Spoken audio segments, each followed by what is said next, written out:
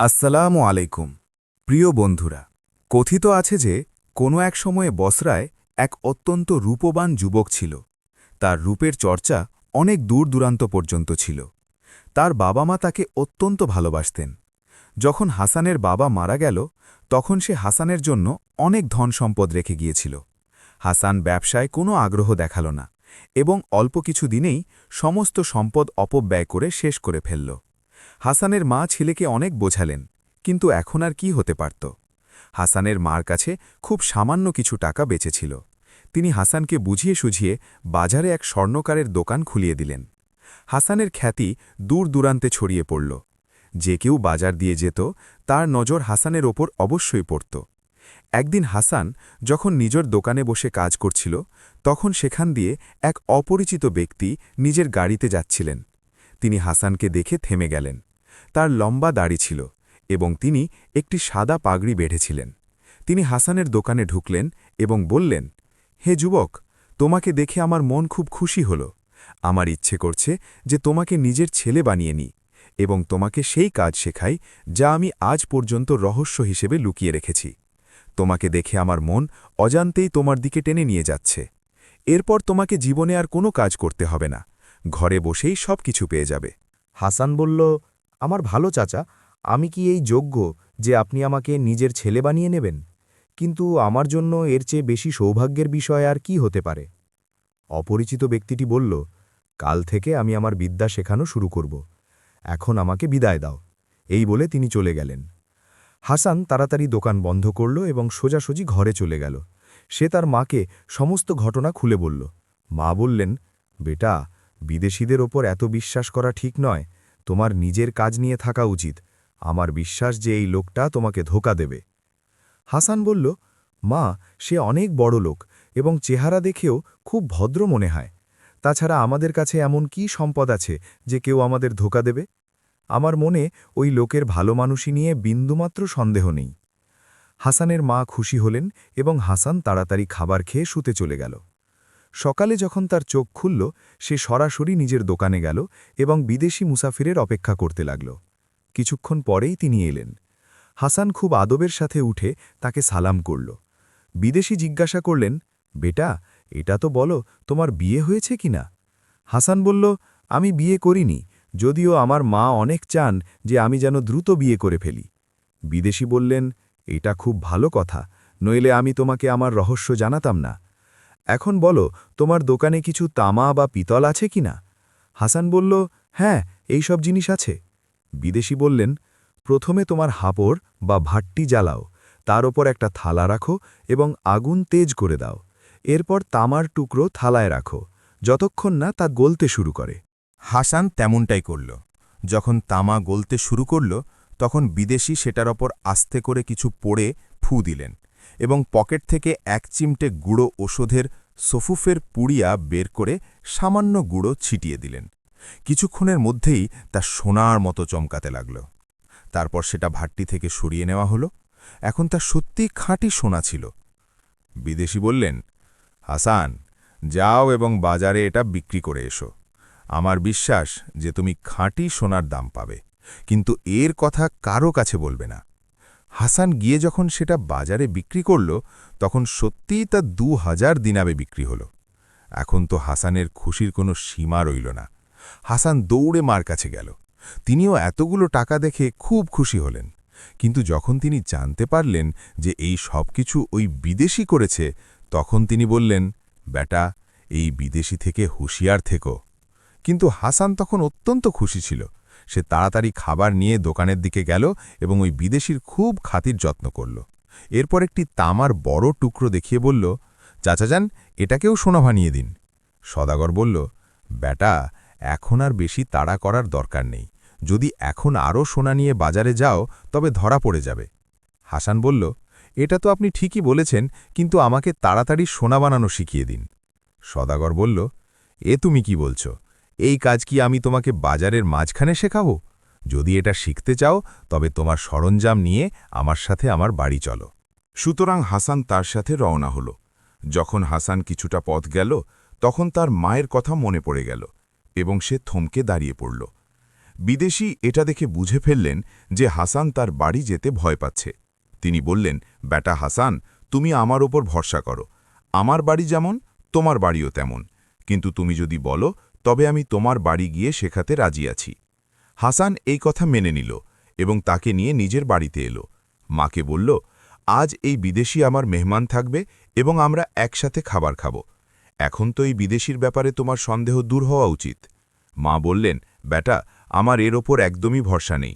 তুমি যা চাও করো, আমি তোমাকে কিছু বলছি না, কিন্তু আমি খাবার রান্না করে প্রতিবেশীর বাড়ি চলে যাব এবং যতক্ষণ এই লোক এই বাড়িতে থাকবে আমি এখানে পা রাখব না। সুতরাং তিনি রান্না করার পর প্রতিবেশীর বাড়ি চলে গেলেন এবং তারা দুজনে খাবার খেল। যখন খাওয়া শেষ হল তখন বিদেশি আরও সোনা বানাল। এখন হাসান খুব খুশি হল। এই ফাঁকে বিদেশি একটি অশুভের পুড়িয়া বের করে সেটা পানিতে গুলে হাসানকে খাইয়ে দিল। সেটা পান করতেই হাসান অজ্ঞান হয়ে গেল। বিদেশি খুব খুশি হয়ে বলল, আজ অনেক বছর পর আমার মনোবাসনা পূর্ণ হল। এই বলে সে একটা সিন্দুকে হাসানকে ভরল এবং ঘরে যা কিছু ছিল তা নিয়ে নিল। এরপর এক কুলি দিয়ে সিন্দুকটি মাথায় নিয়ে সেখান থেকে চলে গেল। সমুদ্রের তীরে একটি জাহাজ তাদের অপেক্ষায় ছিল। সেখানে সিন্দুক ও অন্য সব মালামাল রাখল। আসলে এই বিদেশি ছিল বাহরাম জাদুকর। সে এই ধরনের ছেলেদের ধরে নিয়ে আসত এবং নিজের গোলাম বানিয়ে রাখত। এভাবেই সে হাসানকেও নিজের কবজায় করে নিল এবং জাহাজে রওনা হল। সে প্রতিদিন 2 বেলা সিন্দুক খুলত এবং হাসানকে কিছু খাইয়ে দাইয়ে আবার সিন্দুক বন্ধ করে দিত। অবশেষে সে একটি ছোট দ্বীপে নামল। সেখানে নেমে বাহরাম জাদুকর সিন্দুক খুলল এবং হাসানকে বের করল। হাসান খুব ভয় পেয়েছিল। সে ভাবছিল যে তার মা ঠিকই বলতেন, এই লোকটা ধোঁকাবাজ ছিল। কিন্তু এখন আর কি করার ছিল? হাসান চোখ মেলে দেখল সেটা সমুদ্রের তীর। সেখানে বালুর ওপর রং বেরঙের ঝিনুক পড়েছিল। বাহরাম তাকে সেখানে ছেড়ে দিয়ে পাশের একটি ছোট পাহাড়ের কাছে গিয়ে বসল এবং সেখান থেকে নিশ্চিন্তে হাসানকে দেখতে লাগল। হাসানের নজর যখন তার ওপর পড়ল তখন হাসান চিৎকার করে বলল, তুমি আমাকে নিজের ছেলে বানিয়েছিলে। কোনো লোক কি নিজের ছেলের সাথে এমন ব্যবহার করে? বাহরাম জাদুকর অট্টহাসি দিয়ে বলল, আরে আমি বাহরাম জাদুকর, আমি কারো বাপ নই, এটাই আমার পেশা। এখন তুমি আমার কবজায় আছো এবং তোমার মঙ্গল এতেই যে আমি যা বলি তাই করো। নিজের মাকে ভুলে যাও, বসরায় যাওয়ার চিন্তা মন থেকে ঝেড়ে ফেলো। হাসানের খুব রাগ হল। সে চিৎকার করতে লাগল, ধোঁকাবাজ, কুলাঙ্গার, জিল্লাত। বাহরাম জাদুকার বলল, এখন নিজের রাগ কমাও। ওই যে সামনে তীরের মতো পাহাড় দেখা যাচ্ছে, ওটাকে মেঘের পাহাড় বলা হয়। চলো সেখানে যাই। আমার বিশ্বাস যে সেখানে গিয়ে তুমি খুশি হয়ে যাবে। তুমি এমন জায়গা স্বপ্নেও দেখনি। সেখানে গিয়ে আমি তোমাকে আমার বিদ্যা শেখাব। এখন হাসানের নিজের অসহায়তার কথা উপলব্ধি হল। সে হাউমাউ করে কাঁদতে লাগল। বাহরাম বলল, হাসান, এখন কান্নাকাটি করে কোনো লাভ নেই। এখন তোমার মঙ্গল এতেই যে তুমি আমার হুকুম মানো। হাসান তার চোখের পানি মুছল এবং বলল, আমরা এই পাহাড়ে কিভাবে যাব? এটা তো দেওয়ালের মতো খাড়া। বাহরাম বলল, এখনই আমরা পলক ফেলার আগেই সেখানে পৌঁছাব। এখন বাহরাম নিশ্চিন্ত ছিল। হাসান, তুমি কোনো চিন্তা করো না, এখনই আমরা পাখির মতো উড়ে সেখানে পৌঁছাব। এই বলে সে একটি তামার ঢোল বের করল, যার ওপর একটা মুরগির চামড়া মোড়ানো ছিল। বাহরাম যখনই ঢোলের ওপর আঙুল চালাল, অমনি ধোঁয়ার মতো এক কুণ্ডলি উঠল এবং পরক্ষণেই একটি কালো ঘোড়া সামনে এসে হাজির হল। এটার পাখির মতো ডানা ছিল এবং নাক দিয়ে আগুন বের হচ্ছিল। বাহরাম ঘোড়ায় চড়ল এবং নিজের পেছনে হাসানকে বসাল। তাদের বসার সাথে সাথেই ঘোড়া বাতাসে উড়তে লাগল এবং পলক ফেলার আগেই মেঘের পাহাড়ে পৌঁছে গেল। পাহাড়ে পৌঁছনো মাত্রই বাহরাম জোরে চিৎকার করে বলল, এখন তুমি আমার গোলাম, আমার হুকুম মানো। হাসানের খুব রাগ হল। সে ঢোলের ওপর ঝাঁপিয়ে পড়ল এবং বাহরামকে জোরে এক লাথি মারল। এখন ঢোল তো হাসানের হাতে ছিল, আর বাহরাম জাদুকর গড়িয়ে পাহাড়ের নিচে এক পাথরের ওপর গিয়ে পড়ল এবং টুকরো টুকরো হয়ে গেল। এতক্ষণে হাসান স্বস্তি পেল। সে ঢোলটিকে ভালো করে দেখল, কিন্তু সে জানত না যে ওটা কিভাবে ব্যবহার করতে হয়। তাই সে ঢোলটি কোমরে বাঁধল এবং এদিক ওদিক দেখতে লাগল। সে দেখল দূরে এক জায়গায় আলোর আভা দেখা যাচ্ছে, যেন আগুন জ্বলছে। সে ভাবল, যেখানে আগুন আছে সেখানে মানুষ অবশ্যই থাকবে। এই ভেবে সে ওদিকে পৌঁছল, কিন্তু সেটা আগুন ছিল না, বরং একটা সোনালি গম্বুজ ছিল যা সূর্যের আলোয় ঝিকমিক করছিল। সে ভাবল, এখানে নিশ্চয়ই কেউ থাকে। তার খুব খিদে পেয়েছিল, হয়তো এখানে খাওয়ার মতো কিছু পাওয়া যাবে। এই ভেবে সে সামনে এগোল। এটা ছিল একটা রাজপ্রাসাদ। প্রাসাদ দেখে তার ধরে প্রাণ এলো। সে কাছে গিয়ে দেখল অত্যন্ত সুন্দরী কিছু মেয়ে মার্বেল পাথরের ওপর বসে দাবা খেলছে। তাদের মধ্যে ছোটটির নজর হাসানের ওপর পড়তেই সে চমকে দাঁড়িয়ে গেল এবং বলল, আরে বোন, দেখ তো এই রূপবান যুবকটিকে।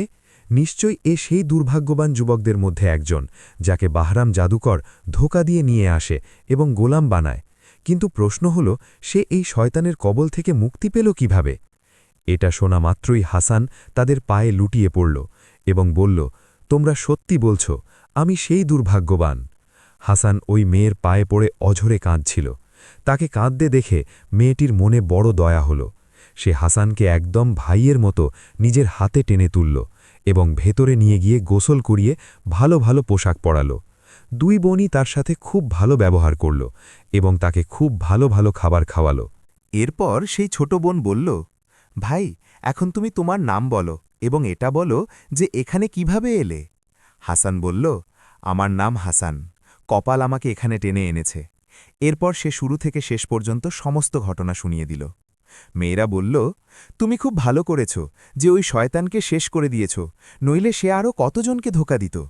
তখন বড় বোন বলল, গুলবার্গ, আমাদের ভাই হাসানকে আমাদের সম্পর্কেও কিছু বলো।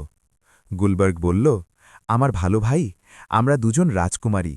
আমার নাম গুলবার্গ এবং আমার বড় বোনের নাম গুলনার। আমাদের আরও 5 জন বোন আছে যারা আমাদের চেয়েও সুন্দরী। আমার বাবা জিনদের বাদশাহ। তিনি খুব জালেম। তিনি চান না যে আমাদের কারো বিয়ে হোক। তাই একদিন তিনি তার উজিরকে ডেকে বললেন, তুমি কি এমন কোনো জায়গা জানো যেখানে মানুষের আনাগোনা নেই, যাতে আমি আমার 7 রাজকুমারীকে সেখানে রাখতে পারি? উজির বলল, জাহাপনা, তারা এখন বড় হয়েছে। তাদের বিয়ে দিয়ে দিন যাতে তারা ঘর সংসারী হয় এবং আপনার দায়িত্ব কমে। এতে বাদশাহ রেগে গেলেন এবং বললেন, আমি আমার মেয়েদের বিয়ে দেব না। আমি তাদের মেরে ফেলা পছন্দ করব, তবুও বিয়ে দেব না। যদি তুমি আমাকে এক্ষুনি কোনো জায়গার হদিশ না দাও, তবে আমি তোমাকেও মেরে ফেলব। উজির বলল, বাদশাহ সালামত, মেঘের পাহাড়ই এমন এক জায়গা যেখানে কেউ পৌঁছতে পারে না। আপনি হুকুম দিলে আমি রাজকুমারীদের জন্য এক জাঁকজমকপূর্ণ প্রাসাদ বানিয়ে দেব এবং তারা সেখানে শান্তিতে থাকবে। এরপরেই প্রাসাদ তৈরি হল এবং আমরা এখানে এসে থাকতে শুরু করলাম। তখন থেকেই আমরা এই প্রাসাদে আছি। তুমিই প্রথম মানুষ যে এখানে প্রবেশ করেছ। এখানকার আবহাওয়া খুব ভালো, চারদিকে সবুজ আর খুব সুন্দর জায়গা। আমাদের এই জায়গা খুব পছন্দ। যদি কোনো অভাব থাকে তবে তা হলো মানুষের মুখ দেখার জন্য প্রাণটা আইঢাই করত। আজ তোমাকে দেখে মনটা এত খুশি হয়েছে যে তা ভাষায় প্রকাশ করতে পারব না। কিছুক্ষণ পর অন্য 5 বোনও চলে এলো। তারাও হাসানকে দেখে খুব খুশি হল এবং বলতে লাগল যে এখন তুমি আমাদের সাথেই থাকো, আমরা তোমাকে কোনো কষ্ট হতে দেব না। এখন হাসান মনের সুখে সেখানে থাকতে লাগল। সারা দিন এই রাজকুমারীদের সাথে ঘুরে বেড়াত, হাসি ঠাট্টা চলত। তার মন খুব ভালো হয়ে গেল যে সে এত ভালো বোন পেয়েছে। তারা তাকে জিন পরীদের গল্প শোনাত এবং হাসান তাদের বাসারার মানুষের কথা বলত। হাসান সবাইকে খুব ভালোবাসত, বিশেষ করে গুলবার্গকে, যে সারাক্ষণ তার খেয়াল রাখত। একদিন হাসান এবং 7 রাজকুমারী একসাথে বসেছিল। গান বাজনা চলছিল। হঠাৎ আকাশে তুফান উঠল। মনে হলো মেঘ ডাকছে। 7 রাজকুমারী হাসানকে বলল, ভাই, তুমি তাড়াতাড়ি বাগানে গিয়ে লুকিয়ে পড়ো। গুলবার্গ তাকে দ্রুত বাগানের এক কোণে লুকিয়ে ফেলল। কিছুক্ষণ পর তুফানের জোর কমল এবং অনেক জিন এলো। তারা রাজকুমারীদের বলল, বাদশাহ সালামাত এক রাজকীয় ভোজের আয়োজন করেছেন এবং আপনাদের ডেকেছেন। গুলবার্গ এই কথা শুনে হাসানের কাছে গিয়ে খুব কাঁদল এবং বলল, আমার ভাই, এখন আমরা যাচ্ছি, কিছুদিন পর ফিরে আসব। বাদশার হুকুম অমান্য করা যাবে না। তুমি এই চাবির থোকা নাও, এতে প্রতিটি ঘরের চাবি আছে। তুমি প্রতিটি ঘর খুলে ব্যবহার করতে পারবে, তবে খবরদার, ওই ঘরটি খুলবে না যার চাবি এটি। গুলবার্গ হাসানকে সেই বিশেষ চাবিটি ভালো করে দেখাল। হাসান কথা দিল এবং বলল, তোমরা নিশ্চিন্তে যাও, আমি তোমাদের জন্য অপেক্ষা করব এবং যে ঘরটি খুলতে নিষেধ করেছ সেটি কখনো খুলব না। অন্য বোনরা এলো এবং খুব আদর করে হাসানের কাছ থেকে বিদায় নিল। কিছুক্ষণ পর 7 বোন জিনদের সাথে তাদের বাবার কাছে চলে গেল। তাদের যাওয়ার পর হাসানের মন খুব খারাপ হয়ে গেল। রাত হলে সে চাবির থোকা নিল এবং এক একটি ঘর দেখতে শুরু করল। এই ঘরগুলোর জাঁকজমক দেখে সে অবাক হয়ে গেল। এমন সব আসবাবপত্র ছিল যা তার কল্পনার অতীত। যখন সব ঘর দেখা শেষ হল তখন তার নজর পড়ল সেই ঘরের ওপর যা গুলবার্গ খুলতে মানা করেছিল। সে মনে মনে ভাবল, আখেরে কি এমন ব্যাপার যে গুলবার্গ শুধু এই ঘরটি দেখতে মানা করল? আমি এটিও দেখব, যা হবার হোক। সে আলো জ্বালালো এবং সরাসরি সেই ঘরের দিকে এগিয়ে গেল। সে চাবি ঘোরালো এবং সাথে সাথেই দরজা খুলে গেল। হাসান ভেতরে ঢুকল, কিন্তু ঘরটি একদম ফাঁকা ছিল। সেখানে না ছিল কোনো চেয়ার, না ছিল কোনো টেবিল। হাসান ভালো করে তাকিয়ে দেখল সেখানে একটি মই লাগানো আছে যা ওপরের একটি বড় গর্তের ভেতর চলে গেছে। হাসান দ্রুত মই বেয়ে উঠতে লাগল এবং ছাদের ওপর পৌঁছে গেল। সেখানে এক বিশাল খোলা প্রান্তর। ছাদে সে এক অপূর্ব মাঠ দেখল। চাঁদের আলো সেখানে এমনভাবে পড়েছিল যেন দিন দুপুর। এমন সুন্দর দৃশ্য সে আগে কখনো দেখেনি। ডান দিকে একটি সুন্দর খাল বয়ে যাচ্ছে, যার দুপাশে ফুলের বাগান। খালের সাথে লাগোয়া একটি মার্বেল পাথরের প্রাসাদ। প্রাসাদ থেকে সিঁড়ি নেমে খালের পানি পর্যন্ত এসেছে, যেখানে একটি তক্ত বিছানো ছিল। সেই তক্তে হীরা জহরত খচিত ছিল। হয়তো কোনো বাদশাহ কখনো এমন তক্ত পাননি। হাসান যখন এই দৃশ্য দেখছিল, হঠাৎ দেখল বিশাল এক পাখির ঝাঁক উড়ে আসছে। তারা মোট 10 জন ছিল। তারা সবাই খালের পাড়ে নামল। তাদের পাখনাগুলোর রং হীরা জহরতের মতো ছিল। এই সব পাখি তক্তের দিকে এগোতে লাগল। তাদের মধ্যে সবচেয়ে সামনের পাখিটি ছিল সবথেকে সুন্দরী এবং মনে হচ্ছিল সবাই তার হুকুম মানে। হঠাৎ তারা ডানা ঝাপটাল এবং ডানাগুলো এমনভাবে খুলে ফেলল যেন কেউ পোশাক ছাড়ছে। হাসান এটা দেখে অবাক হয়ে গেল যে এগুলো তো সব সুন্দরী মেয়ে। তারা পাখির পোশাক পরেছিল। মনে হচ্ছিল যেন চাঁদ মেয়েদের রূপ ধারণ করেছে। এই মেয়েরা পানিতে ঝাঁপিয়ে পড়ল এবং সাঁতার কাটতে লাগল। অনেকক্ষণ তারা খেলা করল। তারপর বড় মেয়েটি ইশারা করলে সবাই বাইরে এলো। এখন সেই মেয়েটি তক্তের ওপর গিয়ে বসল। হাসান এত সুন্দরী মেয়ে আগে কখনো দেখেনি। সে তো অবাক হয়ে তাকিয়ে রইল। হাসান অবাক হয়ে মেয়েটিকে দেখতে লাগল, যার ফর্সা গায়ের রং চাঁদের আলোয় জলজল করছিল।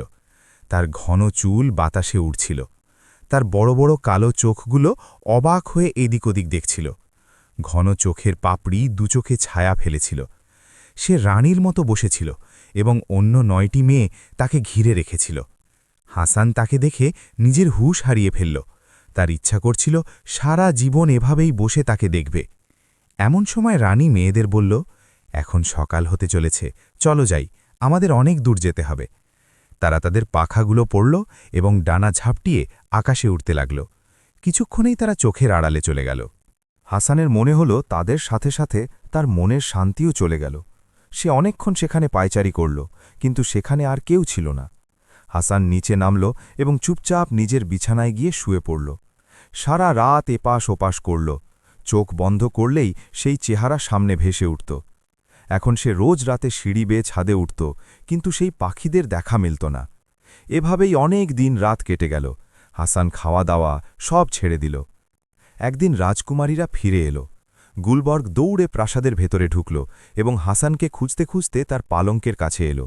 সে দেখল হাসান শুকিয়ে কাঠ হয়ে গেছে এবং তার চোখ দিয়ে পানি পড়ছে। গুলবর্গ ঘাবড়ে গিয়ে তাকে জড়িয়ে ধরল এবং কাঁদতে কাঁদতে বলল, আমার প্রিয় ভাই, বলো তোমার কি কষ্ট হয়েছে, আমি তার চিকিৎসা করব। হাসান চোখ খুলে দেখল এবং এখন আরও জোরে কাঁদতে লাগল। তার মুখ দিয়ে কথা বের হচ্ছিল না। এতে গুলবর্গের অবস্থা আরও খারাপ হয়ে গেল।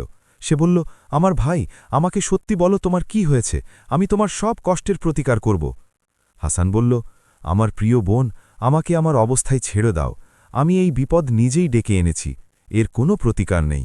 ভুল আমারই ছিল এবং আমি তারই শাস্তি পাচ্ছি। তুমি আমাকে মৃত্যুর হাত থেকে বাঁচাতে পারবে না। গুলবার্গ বলল, ভাই হাসান, এ কি বলছো তুমি? তুমি মরলে আমিও মরে যাব। আমাকে তো বলো আসলে ব্যাপারটা কি? তখন হাসান বলল, বোন, আমি 10 দিন ধরে কিছু খাইনি। এরপর সে শুরু থেকে শেষ পর্যন্ত সব ঘটনা খুলে বলল। হাসান ভাবছিল সে হয়তো রাগ করবে, যে মানা করা সত্ত্বেও ওই ঘর কেন খোলা হলো, কিন্তু সে রাগ করল না এবং হাসানকে সান্ত্বনা দিয়ে বলল, আমার ভাই, এখন তুমি একদম চিন্তা করো না। আমি ওই মেয়েকে পাওয়ার জন্য যা করা সম্ভব তা করব। তুমি শুধু নিজের চোখের পানি মোছো এবং আগের মতো হয়ে যাও। আমার শর্ত শুধু এই যে এই কথা অন্য বোনদের বলবে না। তারা যদি ওই ঘরের কথা জিজ্ঞেস করে তবে বলবে আমি এই ঘরের ব্যাপারে কিছু জানি না। যদি তারা জিজ্ঞেস করে তুমি এত রোগা কেন হয়ে গেছ, তবে বলবে যে তোমাদের বিরহে আমার এই হাল হয়েছে। খবরদার, তাদের কাছে এমন কিছু বলবে না যাতে তাদের একটুও সন্দেহ হয়। হাসান কথা দিল। এখন গুলবার্গ বৌড়ে বোনদের কাছে গেল এবং বলল, আমাদের ভাই হাসান খুব অসুস্থ, সে 10 দিন ধরে কিছু খায়নি। সে সারা দিন আমাদের আর বাবা মাকে মনে করে কাঁদত, আর এই দুঃখেই তার খাওয়া দাওয়া সব বন্ধ হয়ে গিয়েছিল। এখন 7 বোন দৌড়ে এলো। তারা নিজ হাতে তাকে খাওয়ালো এবং বাবার বাড়ির মজার মজার গল্প শুনিয়ে তাকে খুশি করার চেষ্টা করল। একদিন সব বোন শিকারের পরিকল্পনা করল। সবাই চলে গেল এবং গুলবার্গকে সেখানে হাসানের দেখাশোনা করার জন্য রেখে গেল। তারপর গুলবার্গ হাসানকে বলল, এখন তুমি বলো যে ওই মেয়েকে কোথায় দেখেছিলে। গুলবার্গ দরজা খুলল এবং তারা দুজনে ছাদে পৌঁছাল। হাসান সেই তক্তের দিকে ইশারা করল। এটা শোনা মাত্রই গুলবার্গের চেহারা ফ্যাকাশে হয়ে গেল। সে ঘাবড়ে গিয়ে বলল, ওরে বাবা, এ তুমি কি করেছ? জানো একে? এ হলো জিন্নাতদের শাহেনশার মেয়ে। তিনি এত বড় শাহেনশাহ যে আমার বাবা তার সামনে কিছুই না। তিনি এখান থেকে 1000 মাইল দূরে থাকেন, সেখানে মানুষের পৌঁছানো অসম্ভব। তার প্রাসাদের চারদিকে কড়া পাহারা থাকে। ওই মেয়েটি যা তুমি দেখেছ সে হলো সবচেয়ে ছোট রাজকুমারী। তার নাম নওবাহার। যখন পূর্ণিমার চাঁদ ওঠে তখন সে তার সখীদের সাথে এখানে গোসল করতে আসে। এই পাখার বদৌলতেই সে এখানে পৌঁছতে পারে। তাকে পাওয়ার একটাই উপায়, তুমি কোনোভাবে তার পাখির পোশাকটি চুরি করে নিয়ে এসো। তখন সে আর উড়তে পারবে না। তুমি কাছে কোথাও লুকিয়ে থেকো। যেমনই সে পোশাক ছেড়ে গোসলে নামবে অমনি তুমি ওটা কবজা করে নেবে। এরপর সে যতই কাকুতি মিনতি করুক ওই পাখা তাকে দেবে না। যদি দিয়ে দাও তবে আমরা সবাই ধ্বংস হয়ে যাব। এরপর তুমি তার চুল ধরে টেনে এখানে নিয়ে এসো, দেখবে সে কিভাবে তোমার হয়ে যায়। গুলবার্গের কথা শুনে হাসান এত খুশি হল যে সে নাচতে লাগল। পরের রাতই ছিল পূর্ণিমার রাত। হাসান আগে থেকেই তখ্তের পেছনে লুকিয়ে রইল। কিছুক্ষণ পর 10টি পাখি ডানা ঝাপটানি দিয়ে নামল। তারা ডানাওয়ালা পোশাক ছাড়ল এবং খালে গোসলে নামল। হাসান চুপি চুপি সুযোগ বুঝে রাজকুমারী নওবাহারের পোশাকটি তুলে নিল এবং আগের জায়গায় লুকিয়ে রইল। যখন নওবাহার পানি থেকে উঠে দেখল তার পোশাক নেই, সে অঝরে কাঁদতে লাগল। তার সখীরা এই হাল দেখে দ্রুত নিজেদের পোশাক পরে পাখি হয়ে উড়ে চলে গেল। বেচারি রাজকুমারী একা হয়ে গেল। এখন হাসান সামনে এলো। তাকে দেখে রাজকুমারী ওই অবস্থায় পালাতে লাগল। হাসান তাকে ধাওয়া করে তার চুল ধরে ফেলল এবং টেনে নিজের প্রাসাদে নিয়ে এলো।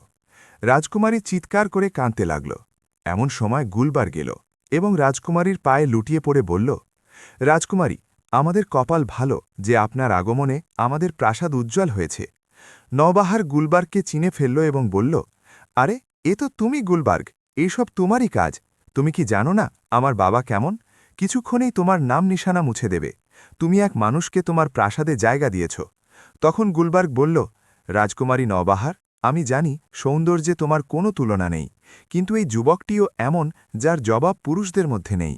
সে তোমাকে কোনো কষ্ট দিতে চায়নি, সে শুধু তোমার ভালোবাসার কাঙাল। নওবাহার যখন এটা শুনল সে চুপ হয়ে গেল। গুলবার্গ আকে সুন্দর পোশাক পরাল এবং ভালো খাবার খাওয়াল। নওবাহার বলল, হয়তো আমার কপালে এটাই লেখা ছিল। এরপর গুলবার্গ হাসানকে বলল, ভাই, এখন তুমি নওবাহারের কাছে যাও, প্রথমে তার পা ছুঁয়ে ক্ষমা চাও, তারপর কথা বলো। হাসান তেমনটাই করল। সে বলল, হে আমার মালিকা, আমার উপর রাগ করবেন না, দয়া করুন। আমি আপনাকে কোনো কষ্ট দিতে চাই না। আমি আপনাকে বিয়ে করে আমার দেশ বসরায় নিয়ে যাব।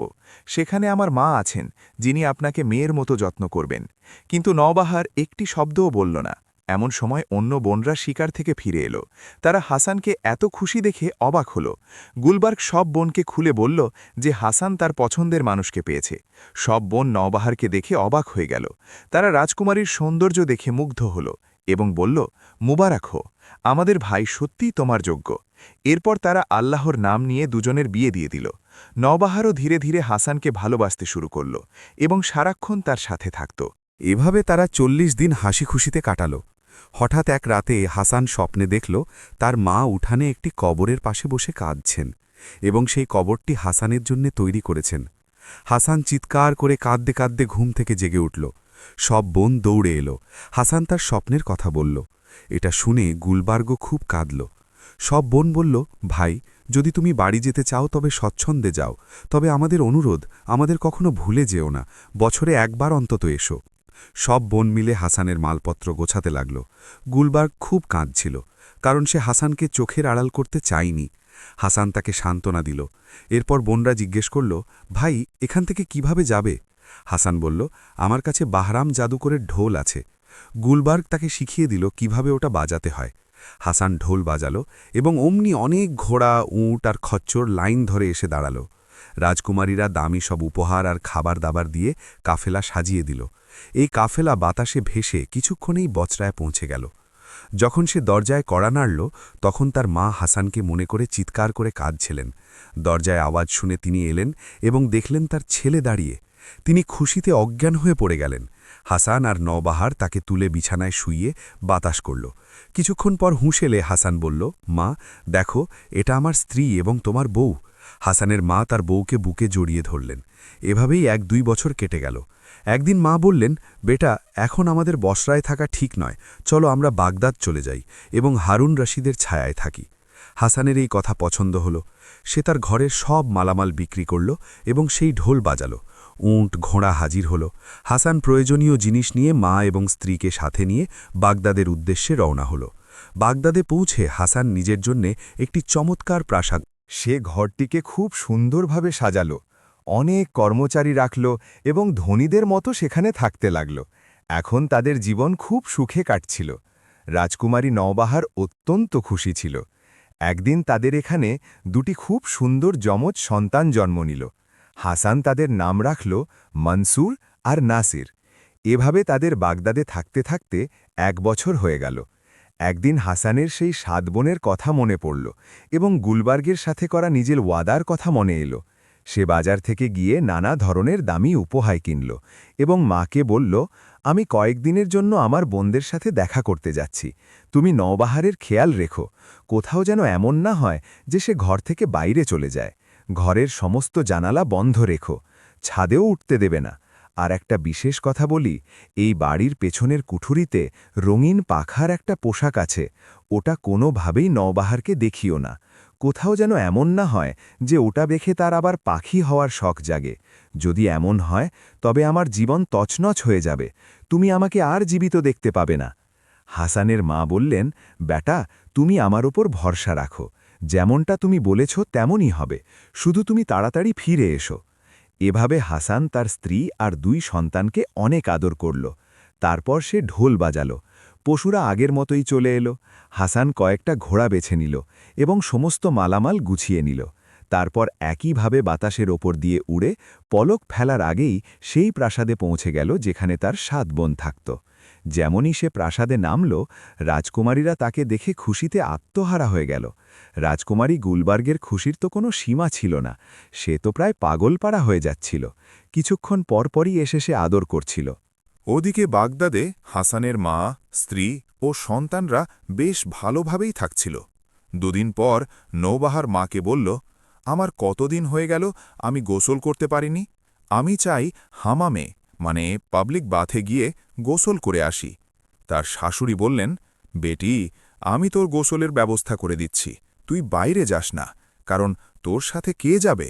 আমি বুড়ি মানুষ, আমার শরীরে এত শক্তি কোথায় যে হামাম পর্যন্ত যেতে পারব? ঘরে গোসলের সব সরঞ্জাম আছে, আমি তোকে নিজের হাতে গোসল করিয়ে দেব। কিন্তু নওবাহার জেদ ধরল। সে কি আর মানার পাত্রী? সে বলল, মা, আপনি এ কি বলছেন? কখনো কি এমন হয়েছে যে মেয়েদের হামামে যাওয়ার উপরও নিষেধাজ্ঞা থাকে? যদি কেউ কোনো দাসীর উপরও এই নিষেধাজ্ঞা চাপায়, তবে সেও বলবে যে আমাকে অন্য কারো কাছে বিক্রি করে দাও, আমি এমন ঘরে থাকব না। যদি কেউ ভাবে যে মেয়ের উপর কঠোরতা করা উচিত, তবে সেটা তার বোকামি। আর এ তো আপনিও জানেন যে মেয়ে মানুষ যদি কোনো কথা ঠিক করে নেয়, তবে দুনিয়ার কোনো শক্তি তাকে আটকাতে পারে না। যদি আপনার আমার ওপর ভরসা না থাকে, তবে আমার মরে যাওয়া ছাড়া আর কোনো পথ নেই। এই বলে সে চিৎকার করে কাঁদতে লাগল। রাজকুমারীর কথা শুনে হাসানের মা ঘাবড়ে গেলেন। তিনি ভাবলেন, এখন একে আটকানো মুশকিল, এবং বললেন, বেটি চলো, আমিই তোকে হামাম পর্যন্ত নিয়ে যাচ্ছি। এরপর তিনি তাকে হামামে নিয়ে গেলেন। যখন সে হামামে প্রবেশ করল, হামামের সমস্ত মহিলা অবাক হয়ে গেল। তারা এত সুন্দরী মহিলা এর আগে কখনো দেখেনি। যখন সে গোসলের জন্য হামামে নামল, সারা হামাম যেন উজ্জ্বল হয়ে উঠল। চারদিকে শোরগোল পড়ে গেল এবং অল্প সময়ের মধ্যেই তাকে দেখার জন্য ভিড় জমে গেল, কারণ এর আগে এমন মহিলা এখানে আসেনি। সেই মহিলাদের মধ্যে খলিফা হারুন রশিদের রানী জুবাইদার এক দাসীও ছিল। সে যখন এটা দেখল তখন সে হতবাক হয়ে গেল। গোসল শেষ করে যখন নওবাহার তার শাশুড়ির সাথে ফিরে যেতে লাগল, এই দাসীও তাদের পিছু পিছু ঘর পর্যন্ত এলো। কিন্তু হাসানের বাড়ির সামনে পাহারা দেখে ভেতরে ঢোকার সাহস হল না এবং সে প্রাসাদে ফিরে গেল। যখন রানী জুবাইদা তাকে দেখলেন তখন তার চেহারা ফ্যাকাশে হয়ে গিয়েছিল, সে ঘাবড়েছিল। রানী জিজ্ঞেস করলেন, কি ব্যাপার যে তুমি এত ঘাবড়ে আছো? দাসী বলল, রানীমা, আমি কি বলবো যে আমি হামামে কি দেখেছি? রানী অস্থির হয়ে উঠলেন এবং তাকে বললেন, তাড়াতাড়ি বলো, সেখানে কোন জিনিস ছিল যে তোমার হুঁশ হারিয়ে গেল? দাসী বলল, আমি তার নাম জানি না, কিন্তু আমি জানি যে এমন সুন্দরী মেয়ে সারা বাগদাদে নেই। আমি হামামে শুনেছি যে সে বসরার হাসান সওদাগরের স্ত্রী। আমার বিশ্বাস যে যদি খলিফা তাকে দেখে ফেলেন তবে নিশ্চিতভাবে তার স্বামীকে মেরে ফেলে তাকে নিজের প্রাসাদে নিয়ে আসবেন। যদি আপনি তাকে দেখেন তবে আপনার নজর তার চেহারা থেকে সরবে না। রানী বললেন, তুমি কোনো স্বপ্ন দেখে আসনি তো যে এমন আবোলতাবোল কথা বলছ? দাসী বলল, রানীমা, আমি আপনাকে কিভাবে বিশ্বাস করাবো? আপনি সারা বাগদাদ চেরাগ নিয়ে খুঁজলেও এমন মেয়ে কোথাও খুঁজে পাবেন না। জুবাইদা বললেন, আমি নিজে নিজের চোখে তাকে দেখব, তবেই আমার বিশ্বাস হবে যে তুমি সত্যি বলছ। এই বলে রানী তার প্রহরী মসরুরকে ডাকলেন এবং বললেন, এই দাসীর সাথে যাও এবং ও যে বাড়িটি দেখাবে সেখানে হাসান সওদাগরের স্ত্রী থাকে, তাকে এখানে নিয়ে এসো। মসরুর সেই মুহূর্তেই দৌড়ে হাসানের প্রাসাদে পৌঁছল। তার মা প্রাসাদের দরজা এলেন এবং বললেন, তুমি কে আর কি চাও? মসরুর বলল, আমি রাজপ্রাসাদ থেকে এসেছি। আমাকে রানী জুবাইদা পাঠিয়েছেন, যিনি খলিফা হারুন রশিদের স্ত্রী। আমি সেই মেয়েটিকে নিতে এসেছি যে হামামে গোসল করতে গিয়েছিল। রানীমা তার সাথে দেখা করতে চান। হাসানের মা বললেন, আমরা এখানে বিদেশী এবং আমার ছেলে হাসান সফরে গিয়েছে। সে যাওয়ার সময় বলে গিয়েছিল যে এই মেয়ে যেন ঘরের বাইরে না যায়। আমার ভয় হয় যদিও বাইরে যায় তবে অবশ্যই কোনো না কোনো বিপদ আসবে এবং আমার ছেলে এই দুঃখে নিজের প্রাণ হারাবে। তাই আমি অনুরোধ করছি যে আপনি আমাদের মাফ করে দিন। মসরুর বলল, ভালো মা, আপনি ঘাবড়াবেন না। আমাদের রানীমা খুব ভালো মানুষ। তিনি শুধু আপনার বউকে একবার দেখবেন এবং তারপর আপনার বউকে আমি এখানে সহি সালামত পৌঁছে দেব। তার কোনো ক্ষতি হবে না। আপনি একদম নিশ্চিন্ত থাকুন, এমন কোনো বিষয় নেই।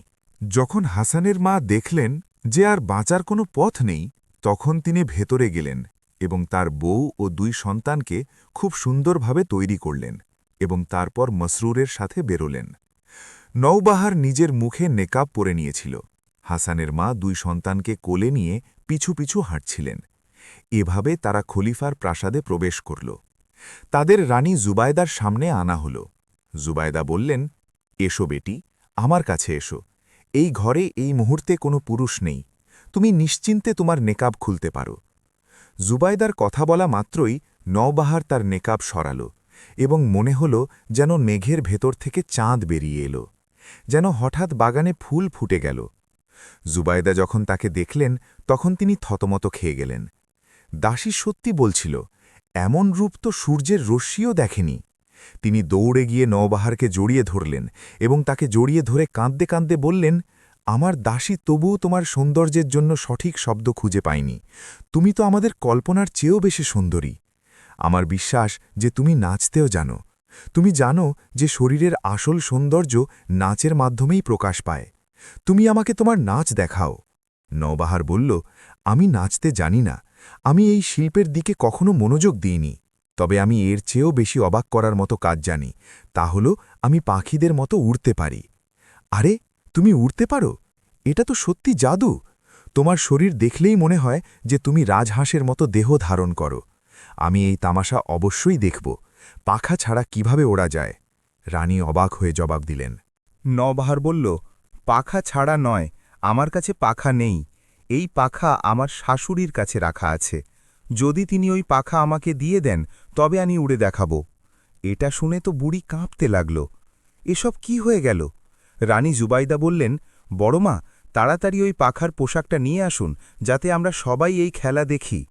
হাসানের মা বললেন, রানীমা, এই মেয়েটি আপনার দাপট দেখে ঘাবড়ে গেছে এবং উল্টোপাল্টা কথা বলছে। নয়তো আপনিও কি কখনো শুনেছেন যে কোনো মানুষ আকাশে উঠতে পারে? আল্লাহ শুধুই শক্তি পাখিদের দিয়েছেন। কিন্তু নওবাহার বলল, আমি নিজের প্রাণের কসম খেয়ে বলছি যে রানীমা, আমার ওই পাখা প্রাসাদের ঘরে বন্ধ আছে। জুবাইদা তৎক্ষণাৎ নিজের হাত থেকে সোনার একটি জড়োয়া কঙ্কন খুলে বুড়িকে দিয়ে বললেন, বড়মা, যান, যেভাবে হোক ওই পোশাকটি নিয়ে আসুন, আমি ওটা দেখে আপনাকে যেমন ছিল তেমনই ফেরত দিয়ে দেব। কিন্তু বুড়ি তবুও এর জন্য রাজি হল না। তখন রানী মাসরুরকে ডাকলেন এবং তাকে বললেন যে যাও, হাসানের প্রাসাদে তল্লাশি নাও এবং যেখানেই ওই অদ্ভুত পোশাকটি থাকুক তা এখানে নিয়ে এসো। রানী বুড়ির কাছ থেকে প্রাসাদের চাবি নিয়ে মসরুরের হাতে দিলেন। মসরুর সারা প্রাসাদ তল্লাশি করল এবং শেষ পর্যন্ত এক কুঠুরিতে সেই পোশাকটি পেয়ে গেল, যা একটি সিন্দুকে রাখা ছিল। মসরুর ওটা এনে রানীর সামনে রাখল। রানী ওটা ভালো করে দেখলেন এবং ওটা নিয়ে নওবাহারকে দিয়ে দিলেন। নওবাহার ওটা ভালো করে দেখল এবং যখন সে নিশ্চিন্ত হল তখন সে খুব সাবধানে ওটা পড়ল। যেমনই সে ওটা পড়ল অমনি মনে হলো যেন সে মানুষ নয়, বরং একটি সাদা পাখি।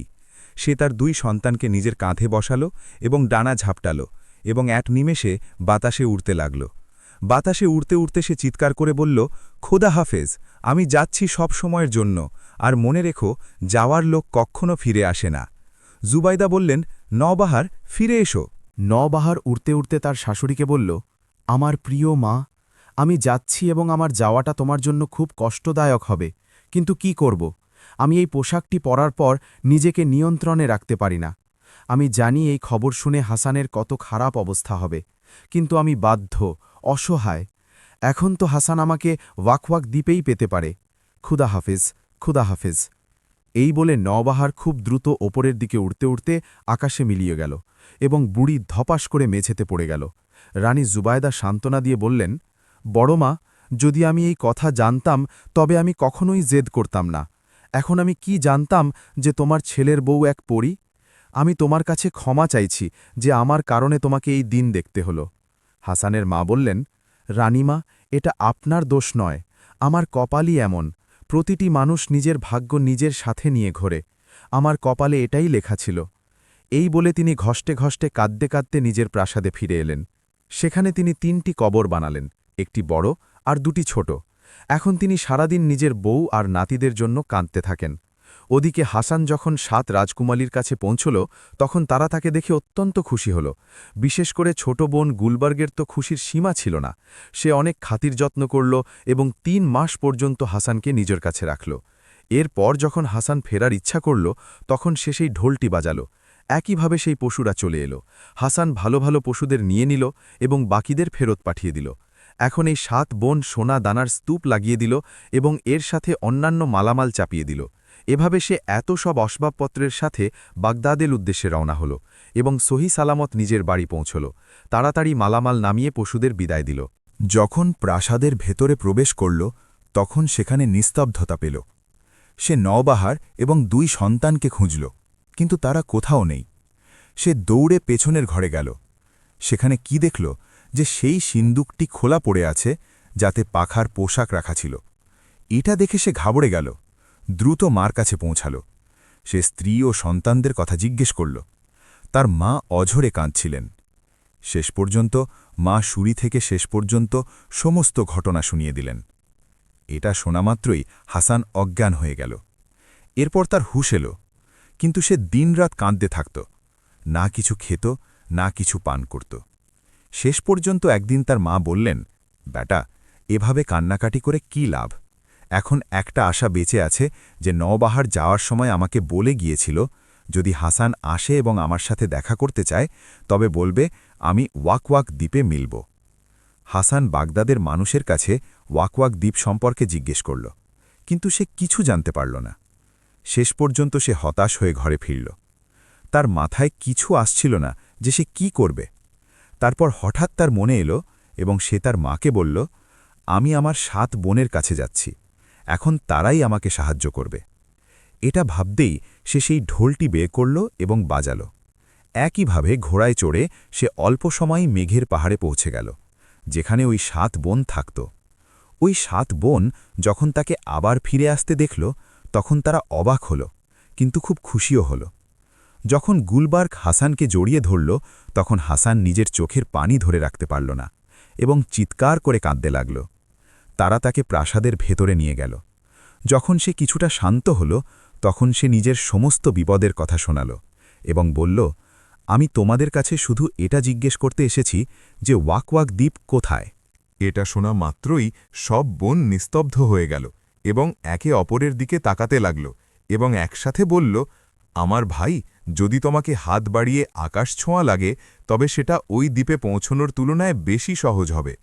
এখন হাসানের অবস্থা আরও খারাপ হয়ে গেল এবং তার চোখ দিয়ে অশ্রুর নদী বইতে লাগল। সব বোন সান্ত্বনা দিতে লাগল। তখন গুলবার্গ বলল, আমার ভাই, ধৈর্য ধরো। আল্লাহ চাইলে কোনো না কোনো পথ অবশ্যই বেরোবে। তুমি তোমার চোখের পানি মোছো।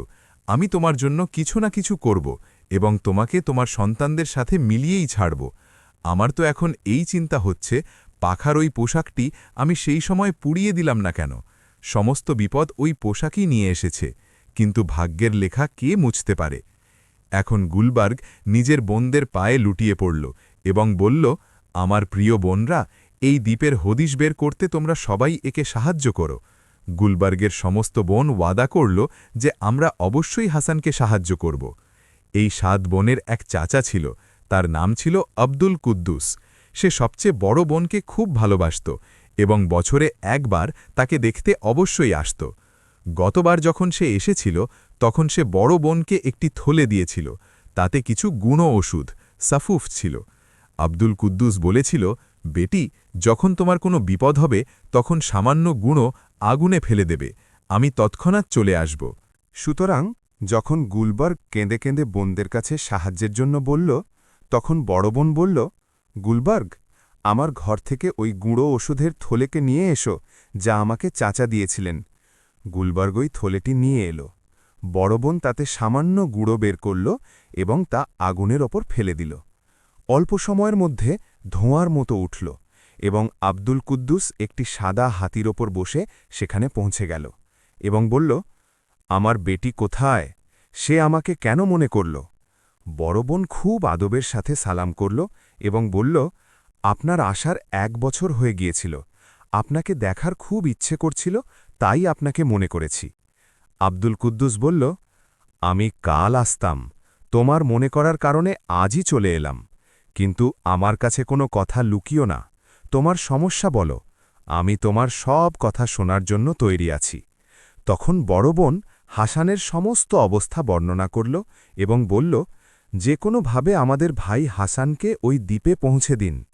এটা শোনা মাত্রই আব্দুল কুদ্দুস নিজের আঙুল দাঁত দিয়ে চেপে ধরলেন এবং চুপচাপ বসে রইলেন।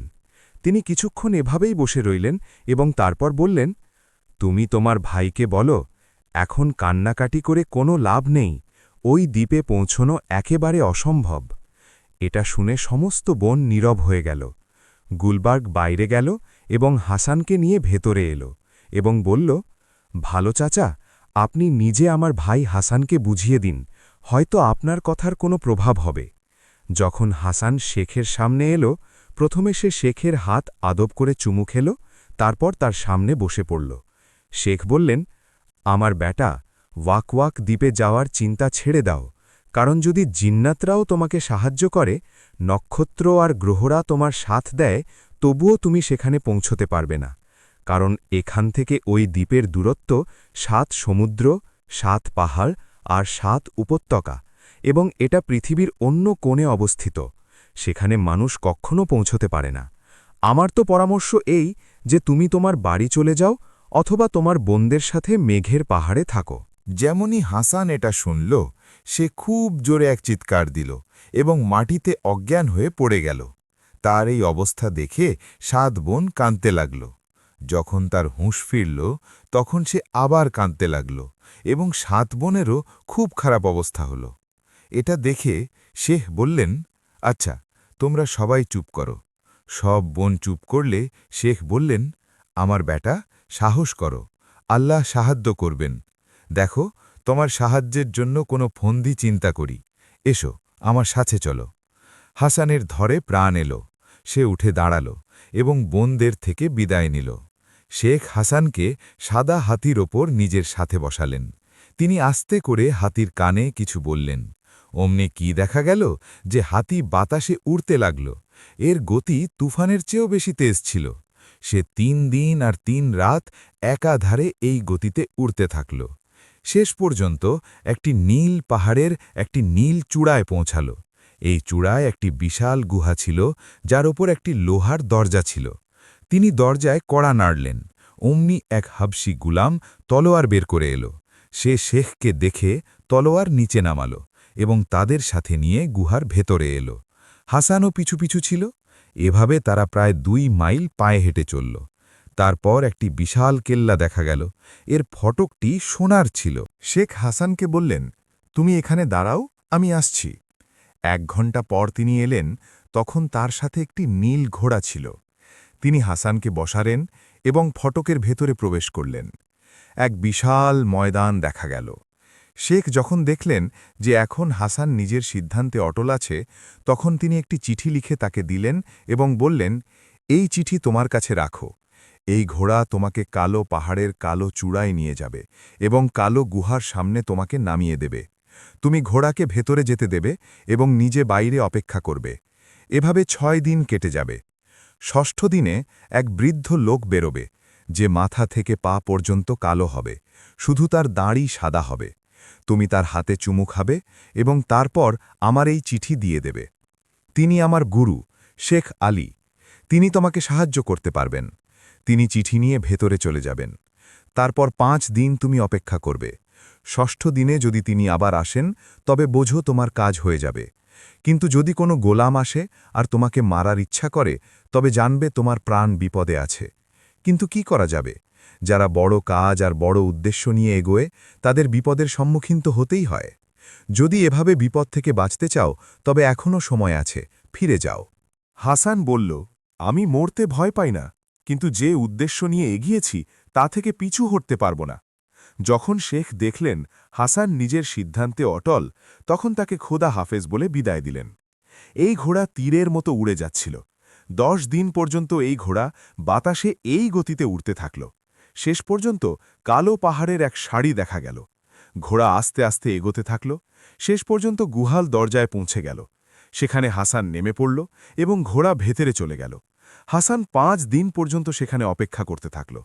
৬ষ্ঠ দিনে এই গুহা থেকে এক বৃদ্ধ লোক বেরোলেন, যিনি নিজেও কালো ছিলেন এবং কালো পোশাক পরেছিলেন।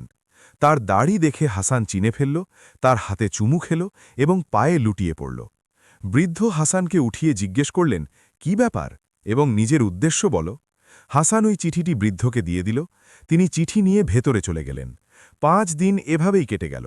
৬ষ্ঠ দিনে এই বৃদ্ধ আবার বেরোলেন। এইবার তিনি সাদা কাপড় পরেছিলেন। তিনি হাসানকে ইশারা করলেন এবং হাসান তার পিছু পিছু চলল। এখন তারা এক বিশাল ঘরে প্রবেশ করল। ঘরের ৪ কোণে ৪টি সোনার তখ্ত বিছানো ছিল এবং সেগুলোর ওপর ৪ জন দরবেশ বসেছিলেন। বৃদ্ধকে দেখে সবাই নিজ নিজ জায়গায় দাঁড়িয়ে পড়লেন। শেখ আলী হাসানকে বললেন, তোমার কাহিনী এদের কাছে বর্ণনা করো। হাসান প্রথমে খুব কাঁদল। তার মুখ দিয়ে কথা বের হচ্ছিল না।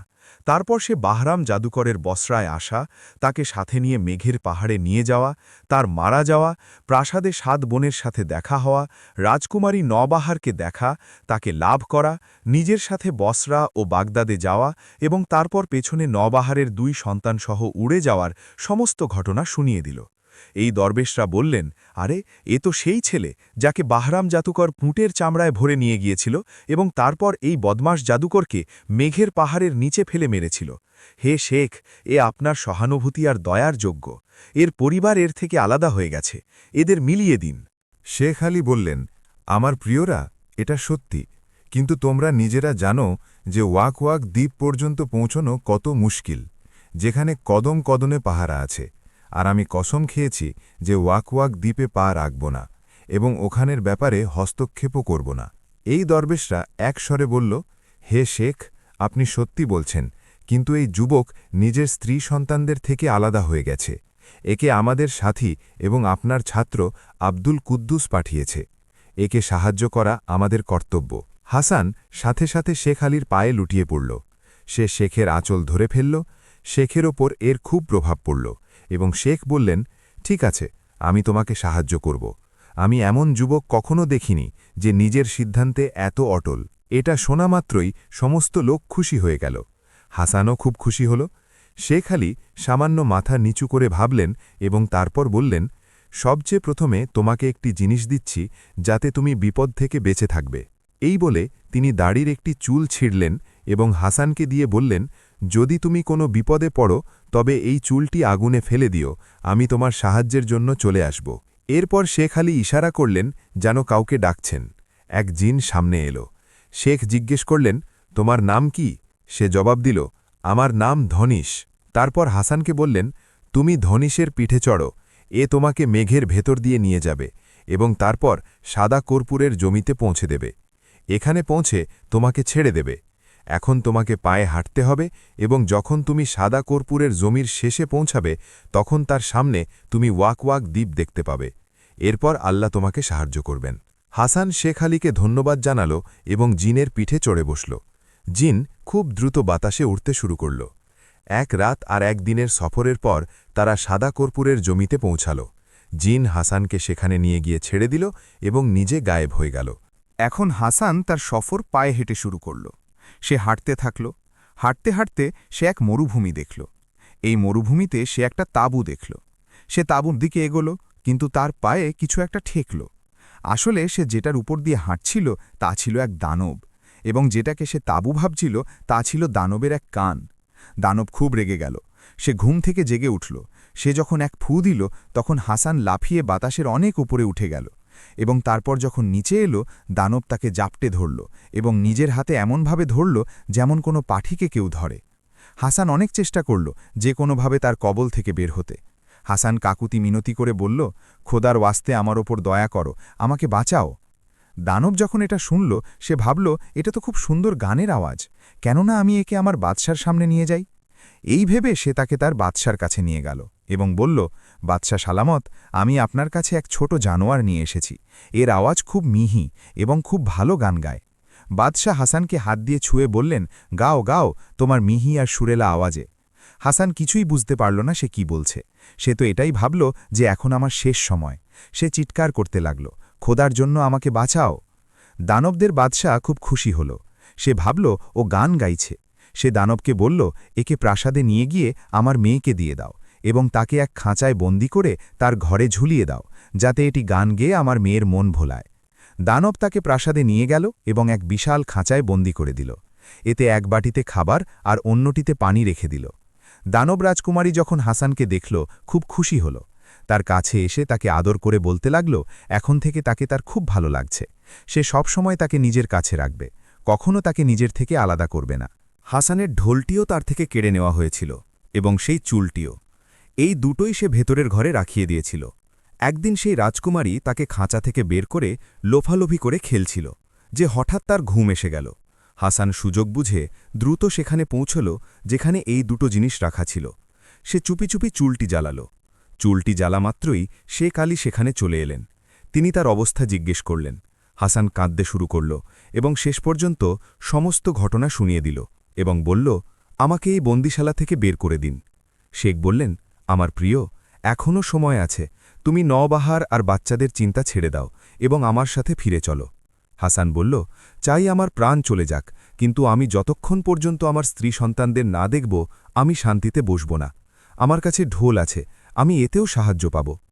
শেখ আলী বললেন, এই দ্বীপের সবচেয়ে বড় মুশকিল এটাই যে সেখানে সমস্ত জাদু বেকার হয়ে যায়। শুধু ওই দ্বীপের বাদশার জাদু চলে এবং তার জাদুর আমরা কিছুই করতে পারব না। হাসান বলল, আমার মেহেরবান, আপনি আমাকে যে কোনোভাবে দ্বীপ পর্যন্ত পৌঁছে দিন, তারপর আমি আপনাকে কিছু বলবো না, আপনার বড় এহসান হবে। শেখ বললেন, আচ্ছা ঠিক আছে, তবে নিজের চোখ বন্ধ করো এবং কিছুক্ষণ পর আবার খোলো।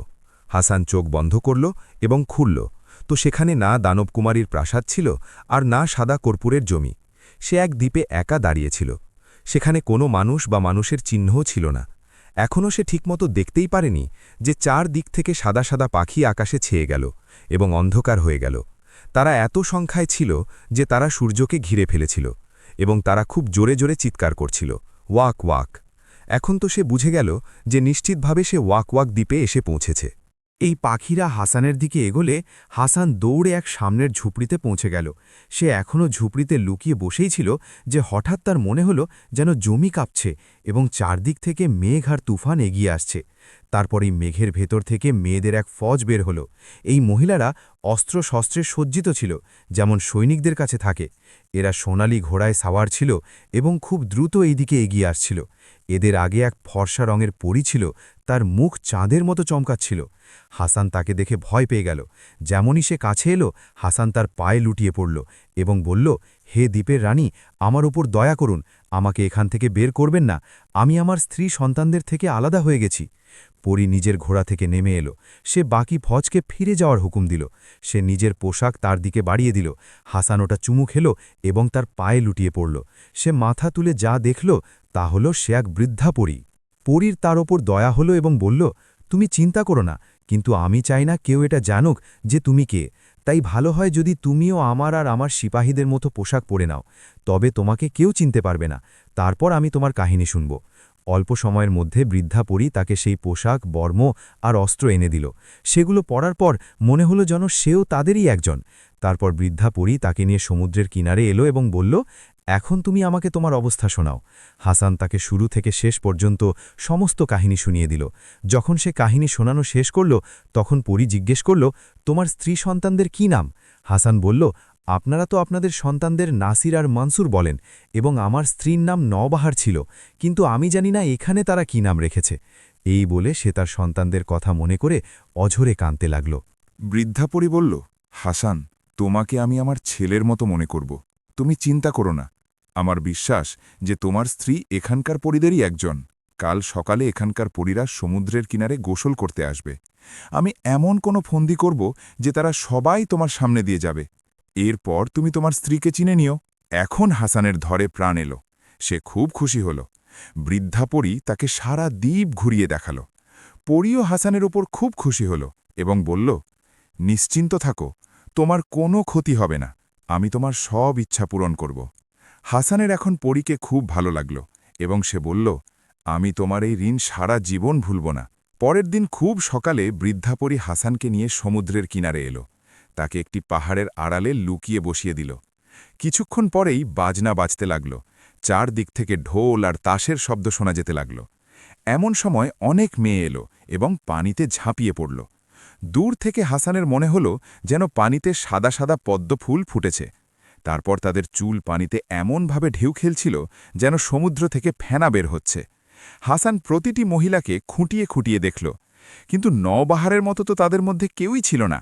সে উদাস হয়ে বৃদ্ধাপরীকে বলল, ভালো মা, আমার নওবাহার এদের মধ্যে নেই। বৃদ্ধাপরী বলল, বেটা হাসান, চিন্তা করো না, হয়তো দূরে থাকার কারণে তুমি চিনতে পারোনি। আমি এখনই তাদের তোমার সামনে দিয়ে যাওয়ার জন্য বলছি। এই বলে সে তালি বাজাল এবং সব মহিলারা একের পর এক সামনে দিয়ে গেল। তাদের মধ্যে প্রত্যেকেই এক একজনের চেয়ে সুন্দরী ছিল, কিন্তু তবুও নওবাহার তো নওবাহারই ছিল। হাসান হতাশ হয়ে বুড়িকে বলল, আম্মা, সত্যি আমার নওবাহার এদের মধ্যে নেই। বৃদ্ধা পরী বলল, চিন্তা করো না, এখন আমাদের বাদশা আর 7 রাজকুমারী বাকি আছে, কিন্তু তুমি তাদের চেহারা আর রূপ বর্ণনা করো যে সে দেখতে কেমন, যাতে আমিও আন্দাজ করতে পারি। হাসান বলল, সে এতটা সুন্দরী যতটা একজন মানুষ হতে পারে। তার গায়ের রং এত সাদা যে আলোও তার তুলনায় সাদা নয়। এই বলে তার চোখে পানি চলে এলো এবং বলল, আমার নওবাহার, তোমাকে ছাড়া আমার কাছে এখন আর কিছুই নেই, যেন আমার চোখের জ্যোতি চলে গেছে। এই বলে হাসান কাঁদতে লাগল। বৃদ্ধা পরী কিছুক্ষণ ভেবে বলল, হাসান, তোমার কথা শুনে আমার মনে হচ্ছে তোমার নওবাহার আমাদের বাদশার মেয়ে। যদি এটি সত্যি হয় তবে তুমি হতাশ হয়ে যাও, কারণ তাকে পাওয়া মানে চাঁদকে ছুঁয়ে দেখার মতো। আমার পরামর্শ হল তুমি এই চিন্তা ছেড়ে দাও। এটা শোনা মাত্রই হাসান ধপাস করে পড়ে গেল এবং খুব করে কাঁদতে লাগল। তারপর বলল, আমার প্রিয় মা, কোনোভাবে আমাকে সাহায্য করো। এই দ্বীপে এমন কি আছে যা তুমি করতে পারো না? বৃদ্ধা পরী বলল, এটা সত্যি, কিন্তু তুমি এই মেয়েদের মধ্যে যাকে ইচ্ছা পছন্দ করে নাও আর নিজের বাড়িতে নিয়ে যাও। আমি সানন্দে অনুমতি দেব। কিন্তু যদি বাদশা জানতে পারেন যে আমি তোমাকে এখানে থাকার অনুমতি দিয়েছি, তবে আমার জানের রক্ষা নেই। তুমি যত ধন সম্পদ চাও আমি তোমাকে দিতে পারি, শুধু তুমি এই চিন্তা ছেড়ে দাও। হাসান বৃদ্ধাপরীর পায়ে লুটিয়ে পড়ল এবং বলল, আমার কিছুই চাই না, আমার শুধু নিজের স্ত্রী আর সন্তানদের চাই। এই বলে হাসান চিৎকার করে কাঁদতে লাগল। বৃদ্ধা পরী হাসানের ওপর মায়া হল।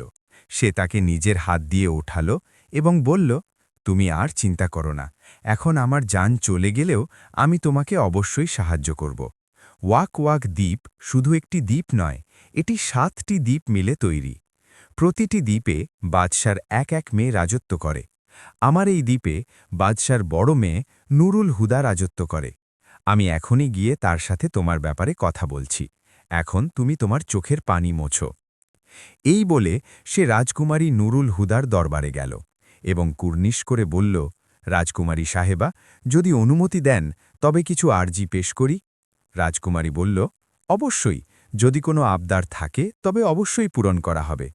বৃদ্ধা পরী বলল, রাজকুমারী সাহেবা, আজ আমি এক সুন্দরী যুবককে পেয়েছি, যাকে সমুদ্রের ঢেউ তীরে এনে ফেলেছে। আমি আমার জীবনে এত সুন্দর মানুষ দেখিনি।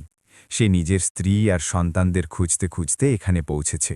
সে তার স্ত্রীর যে পরিচয় দেয় তাতে আমার আপনার আর আপনার বোনদের কথা মনে পড়ে।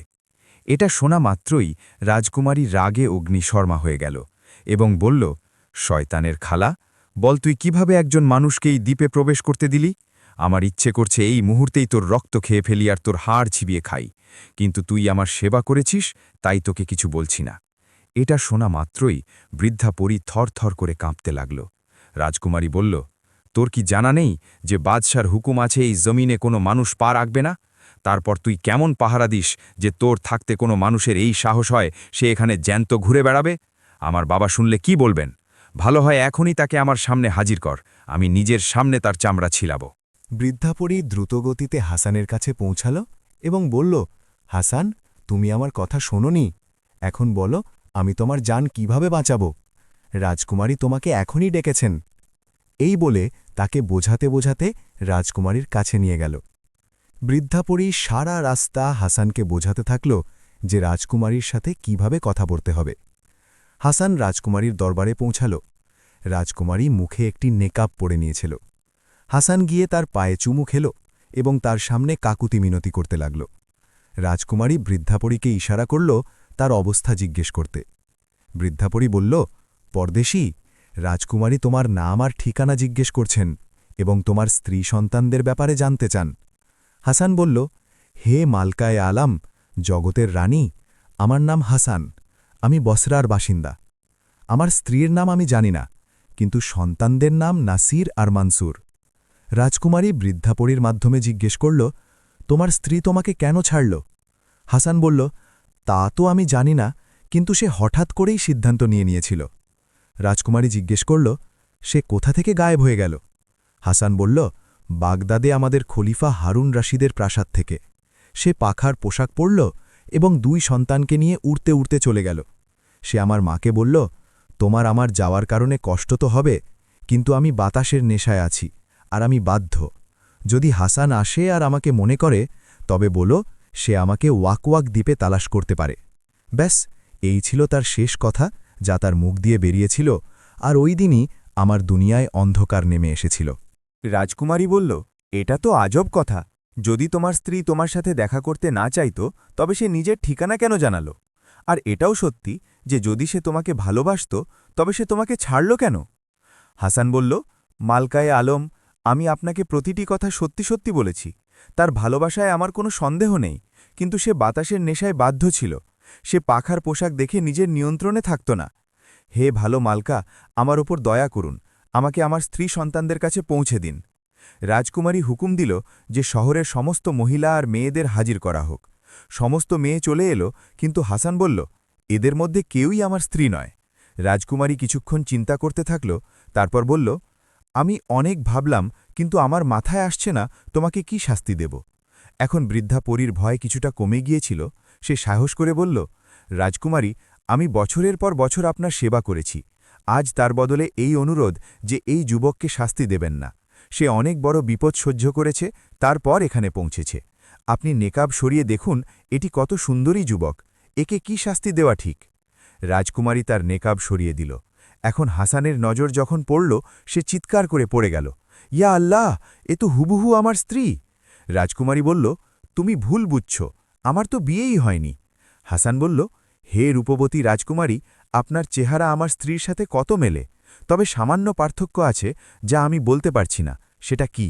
রাজকুমারী ভাবল যে নিশ্চয়ই সে আমার কোনো বোনকে দেখেছে, তাই আমার এই বিষয়টির খোঁজ নেওয়া উচিত যে আমার কোন বোন বিয়ে করেছে, যাতে তারপর দুজনকে এমন শাস্তি দিই যা জীবনভর মনে রাখবে। কিন্তু সে বৃদ্ধা পরীকে বলল, তুমি আমার 6 বোনকে এখানে আসার দাওয়াত দাও এবং বলো যে তোমরা 2 বছর ধরে এখানে আসোনি, তোমাদের দেখার জন্য আমি কত অস্থির হয়ে আছি, কিন্তু মনে রেখো তাদের যেন হাসানের ব্যাপারে কিছু জানা না থাকে। বৃদ্ধা পরী কিছুই বুঝল না। সে বড় 5 রাজকুমারীকে নিজের সাথে নিয়ে নিল। তারপর সে 6ষ্ঠ জনের কাছে পৌঁছল। এ ছিল সবার ছোট এবং নিজের বাবা মায়ের সাথে থাকত। যখন সে তার বাবার কাছে অনুমতি নিতে গেল, তখন বাদশাহ ঘাবড়ে গেলেন এবং বললেন, বেটি, তুমি আমাকে ছেড়ে যেও না, আমি এক ভয়ঙ্কর স্বপ্ন দেখেছি। যদি তুমি আমাকে ছেড়ে যাও তবে হয়তো আমি তোমাকে আর কখনো দেখতে পাব না। আমি দেখলাম আমি আমার খাজাঞ্চিখানায় পায়েচারি করছি, সেখানে আমার সমস্ত হিরে জহরত দেখছি, কিন্তু 7টি হিরে এমন আছে যা আমার খুব পছন্দ হলো। তার মধ্যে একটি হিরে যা সবচেয়ে ছোট, সেটি সবচেয়ে সুন্দরী। আমি ওটিকে নিজের বুকে জড়িয়ে নিলাম এবং খাজাঞ্চিখানা থেকে বের হলাম। এমন সময় একটি অদ্ভুত পাখি ওপর থেকে উড়তে উড়তে এলো এবং সে এক ছোঁ মেরে এই হিরেটি আমার থেকে কেড়ে নিয়ে গেল। যখন আমার চোখ খুলল, আমি জ্ঞানীদের ডাকলাম এবং তাদের এই স্বপ্নের অর্থ জিজ্ঞেস করলাম। জানো তারা কি মানে জানালো? বাদশাহ সালামত, 7টি হিরে আপনার 7 মেয়ে এবং সবচেয়ে ছোট হিরেটি আপনার সবচেয়ে ছোট মেয়ে। তাকে কেউ এখান থেকে নিয়ে যাবে, তাই আমি চাই না তুমি এখান থেকে কোথাও যাও, পাছে রাস্তায় কোনো আপদ বিপদ না ঘটে যায়। সবচেয়ে ছোট মেয়েটি, যে আসলে নবাহার ছিল, সে বাদশাকে বলল, আপনি জানেন আমার বোন কত বড় দাওয়াতের আয়োজন করেছে, আর 2 বছর ধরে আমরা একে অপরের সাথে দেখা করিনি। এখন যদি আমি মানা করি তবে তার কত কষ্ট হবে। আপনি আমার কারণে চিন্তা করবেন না। আপনি জানেন একবার আমি আপনার থেকে আলাদা হয়ে গিয়েছিলাম, কিন্তু আমি আবার ফিরে এসেছি। কার সাহস আছে যে কালো মেঘের পাহাড় আর এত সব উপত্যকা আর এত গভীর সমুদ্র পার করে এখানে আসতে পারে? বাদশার বিশ্বাস হল। তিনি কয়েকদিনের জন্য অনুমতি দিয়ে দিলেন। তারপরেই রাজকুমারী তার 2 সন্তানকে নিয়ে অন্য বোনদের সাথে নুরুল হুদার কাছে পৌঁছল। এখানে আগে থেকেই তাদের অভ্যর্থনার প্রস্তুতি নিয়ে নেওয়া হয়েছিল। রাজকুমারী নুরুল হুদা খুব শানদার পোশাক পরেছিল। তার কাছেই হাসান দাঁড়িয়েছিল। সে বৃদ্ধা পরীকে বলে দিয়েছিল যে একে একে প্রতিটি রাজকুমারীকে আমার সামনে আনবে। সবচেয়ে প্রথমে নুরুল বদার প্রবেশ করল। নীল কাপড় পরা অবস্থায় সে রাজকুমারী নুরুল হুদার হাতে চুমু খেল। হাসান তাকে দেখল এবং জিজ্ঞেস করল, এটি কি তোমার স্ত্রী? হাসান বলল, এ তো চাঁদের চেয়েও বেশি সুন্দরী, এর চুল মেঘের চেয়েও বেশি কালো, কিন্তু এ সে নয় যাকে খুঁজতে আমি দাঁড়ে দাঁড়ে ঘুরে বেড়াই। তখন রাজকুমারী নুরুল হুদা তাকে নিজের কাছে বসালো এবং দ্বিতীয় বোনকে ডাকল। এ ছিল শামসুল নিহার, প্রথম জনের চেয়েও বেশি সুন্দরী। হাসান তাকে দেখল, কিন্তু এও হাসানের স্ত্রী ছিল না। হাসান বলল, এ তো সূর্যের চেয়েও বেশি উজ্জ্বল এবং এর গাল গোলাপের চেয়েও বেশি নরম, কিন্তু এ সে নয় যার জন্য আমি দাঁড়ে দাঁড়ে ঘুরে বেড়াচ্ছি। রাজকুমারী নুরুল হুদা তাকে নিজের কাছে বসালো এবং নিজের চতুর্থ কোণকে ডাকল। এ ছিল নাজমুল সাহার। এ তৃতীয় জনের চেয়েও বেশি সুন্দরী ছিল।